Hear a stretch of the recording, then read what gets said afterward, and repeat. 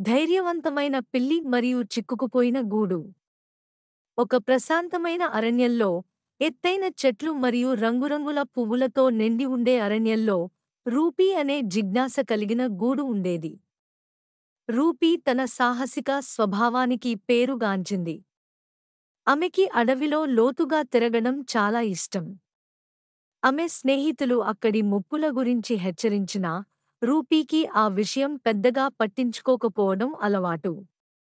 ఒక మంచి ఉదయం, రూపీ అరణ్యంలో దూరంగా తిరగాలని నిర్ణయించింది. ఆమె ఆనందంగా గడ్డి మీద దూకుతూ, పువ్వులను పీలుస్తూ, సీతాకోకచిలుకలను వెంబడిస్తూ ముందుకు సాగింది. ఆమె ఇంటినుంచి ఎంత దూరంగా వెళ్ళిందో తెలియక అరణ్యంలో లోతుగా వెళ్ళిపోయింది. చెట్లు మెల్లగా పొడవై, ఆకాశ కిరణాలు నేలను తాకడం కూడా కష్టంగా మారింది. అకస్మాత్తుగా, రూపీ వెనుక గజగజమని శబ్దం విని వెనక్కి తిరిగి చూసింది.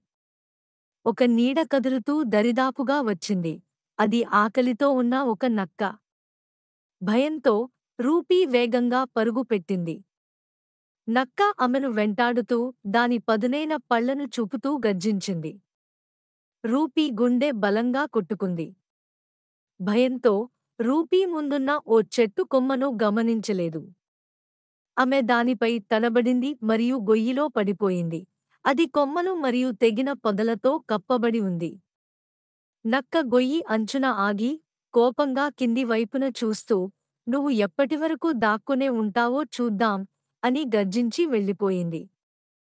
రూపీ గొయ్యి నుంచి బయటకు దూకడానికి ప్రయత్నించింది. కాని అది చాలా లోతుగా ఉండటంతో మట్టి గోడల్లో ఆమె చిన్న పంజాలు పట్టుకోలేకపోయాయి. అలసిపోయి భయంతో ఏడవడం ప్రారంభించింది. ఈలోగా, క్లియో అనే తెలివైన పిల్లి సమీపంలో ఉంది. క్లియో తెలివిగా, బలంగా ఉండేది మరియు ఎప్పుడూ ఇతరులకు సహాయం చేయడానికి సిద్ధంగా ఉండేది.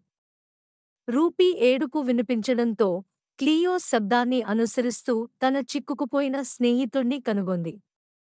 రూపీ, నువ్వు బాగానే ఉన్నావా అని క్లియో ఆమెను పిలిచింది. నేను ఇక్కడ చిక్కుకుపోయాను, రూపీ ఏడుస్తూ అరిచింది. అక్కడ ఒక నక్క నన్ను చూస్తూ ఉంది. క్లియో వేగంగా స్పందించాల్సిన అవసరాన్ని గ్రహించింది. సమీపంలో ఒక బలమైన వెంట్రుకను, వాయిన్, గమనించి దాన్ని గొయ్యి వైపునకు లాక్కెళ్ళింది.